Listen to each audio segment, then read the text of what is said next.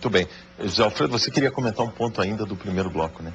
Eu acho que o Laúde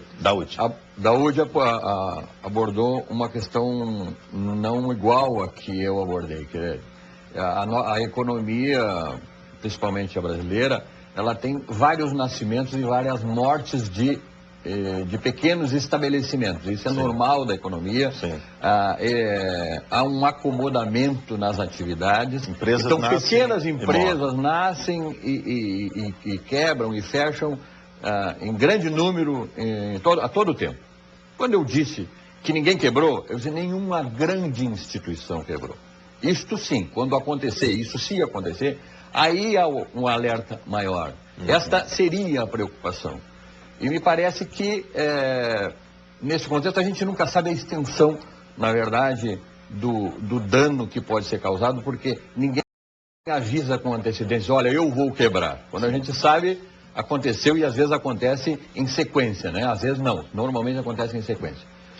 Eu quero crer ainda que a interferência dos bancos centrais no socorro ao mercado financeiro foi providencial. E o alerta foi dado por essas instituições que se viram, né, vulneráveis. Então, eles acenderam o sinal um pouquinho antes de acontecer.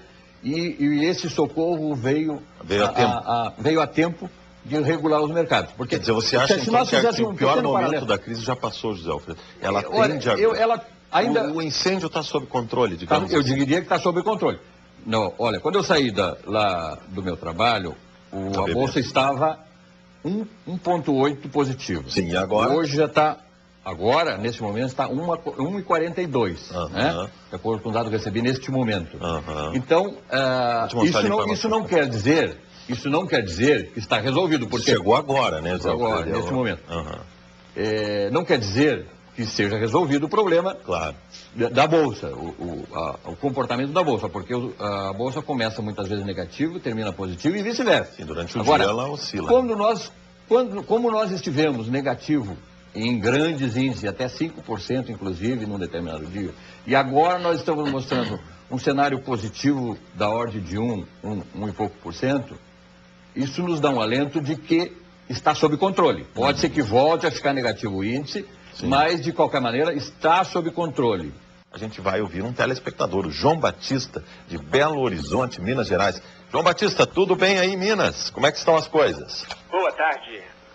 Aqui está tudo muito bom. E é muito bom ouvir a palavra do Álvaro no início do programa, quando ele disse que muitos empresários brasileiros estão passando por dificuldade, quando nós ouvimos, às vezes até comentaristas importantes do cenário político e econômico, falar outra coisa. Algo que me incomoda bastante, eu convivo com Hong Kong já há vários anos, e eu vejo por vários anos a moeda de Hong Kong variando poucos centavos. E aqui no Brasil, nós não tendo muita flexibilidade para levantar ou subir a produção dentro da empresa por causa de encargos sociais, etc., eu vejo com muita dificuldade a possibilidade de superarmos problemas nossos que na China não tem. Né? Eu gostaria que o Álvaro esclarecesse um tanto mais para nós acerca dessa problemática do dólar, que nosso entendimento é que o ideal seria 2,20 para o Brasil e que achássemos uma outra técnica para manter a moeda mais ou menos estável, porque não como de Hong Kong, por exemplo. Ok, muito obrigado, João Batista, de Belo Horizonte, Minas Gerais. José Alfredo, a gente falava aqui no intervalo exatamente sobre dólar, né? E o José Alfredo dizia, olha, eu se tivesse que fazer um negócio hoje, fechava hoje, né? Aproveitava essa janela aí do dólar a R$2? Com certeza. Se eu fosse produtor, exportador ou uma indústria exportadora, como nós temos aqui no Rio Grande do Sul, eu fecharia o câmbio aos níveis que está agora, porque o mercado espera que depois desta agitação, na acomodação, o dólar venha a se situar... Não vai chegar nos 2,20 que o João Batista considera ideal, né? Uma vez, porque o dólar... A tendência é cair, né? A tendência é cair. O mercado trabalha com 1,90 o dólar, né? Num patamar de equilíbrio. Sim. Porque o dólar, ele é vinculado a vários fatores.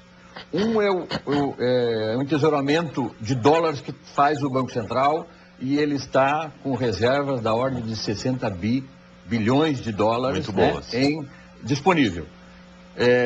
Também ele tem vinculação com o risco país, né? O risco Brasil agora subiu um pouquinho agora, semana passada. Mas com a subida, né, subiu o dólar. Uma vez regulado o mercado, uma preliminar estabilidade seja feita, o risco país cai. O risco país cai, a bolsa volta a subir e o dólar vai se situar certamente em patamares menores. Então, se eu, Zé Alfredo, tivesse que fechar um câmbio, fecharia hoje, nesse momento, com esse nível de dólar. Concordo, hoje, eu acho que tu está certo nisso, a diferença entre a condução da economia da China, né? Hong Kong, China e Brasil são completamente diferentes. A China mantém, por exemplo, a sua moeda sempre desvalorizada.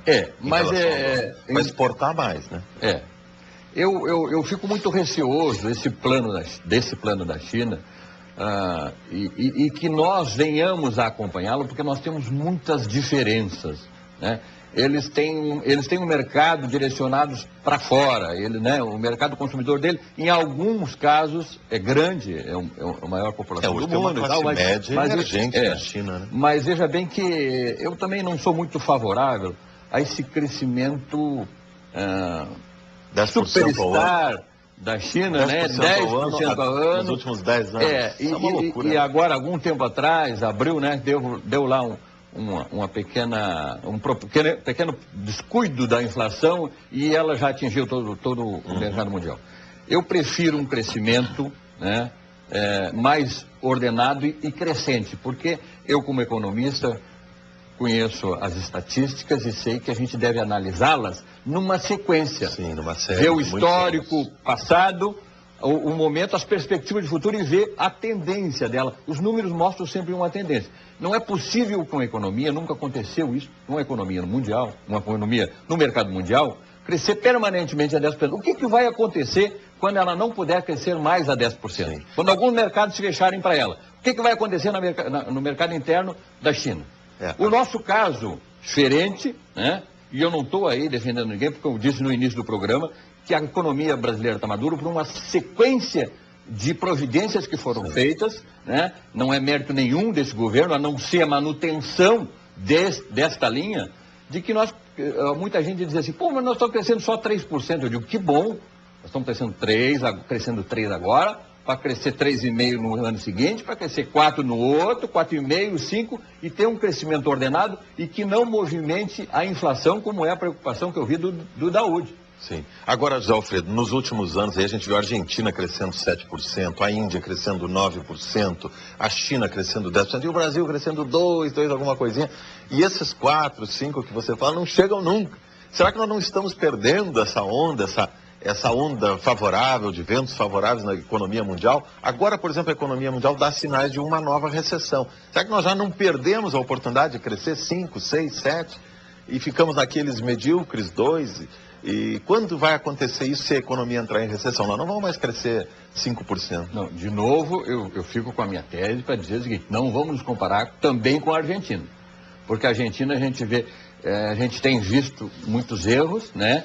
E inclusive, até surpreendentemente, deu um calote bem sucedido, né? Mas isso não é recomendável para nenhum país do mundo, dar calote na sua dívida. E eles estão com a economia deles, digamos assim, com bastante dificuldade. Inclusive tem uma crise energética que, se não fosse o socorro prestado pelo Brasil fornecendo energia, eles estariam muito mal. Um apagão e eu quero dizer o seguinte, não adianta nós crescer 2% num ano e 7% no outro, porque a média não é 4,5%, entendeu? Aí não existe média. Quer dizer, quem cresceu 2% e depois cresceu 7% não tem parâmetro nenhum. Sim, o melhor é crescer regularmente. E o Zé Alfredo está monitorando aqui o tempo todo o que está acontecendo na Bolsa, o que está acontecendo lá com o índice Bovespa e com o dólar, né?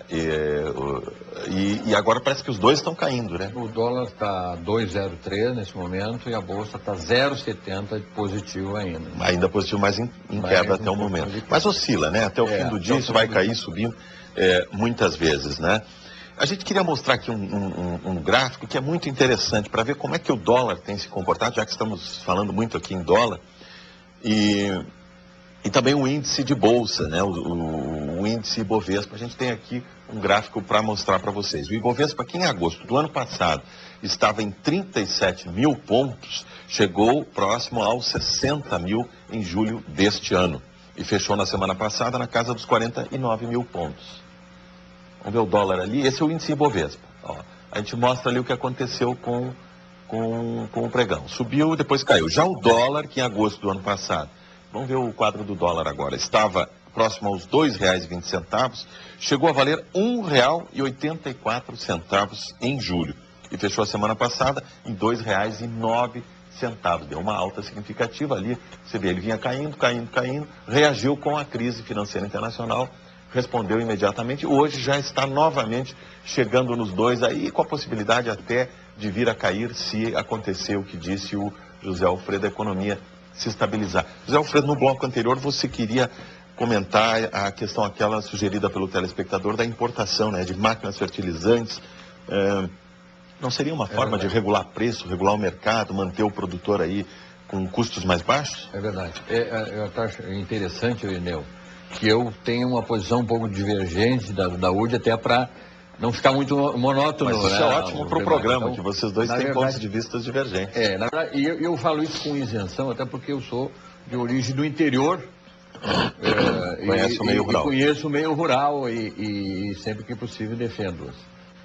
Mas a gente sabe que a regulação do mercado geral do Brasil, ela tem vários componentes.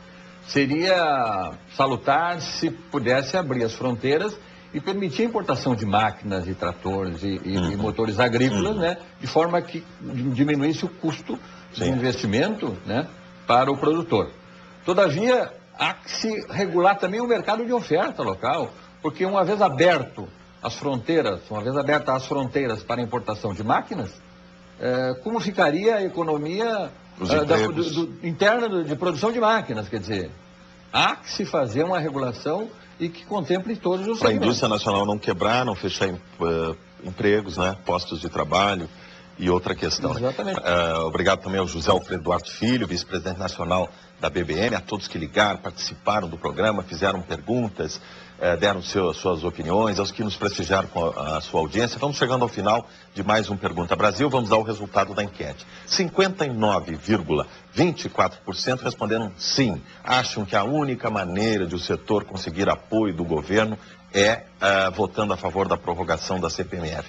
40,76% disseram não, sou contra a união de forças, contra, na verdade, o apoio à CPMF, porque isso vai representar mais um tributo para a sociedade brasileira. A todos que votaram na nossa enquete, que ligaram, fica aqui também o nosso muito obrigado. Pergunta Brasil de hoje fica por aqui. Até mais.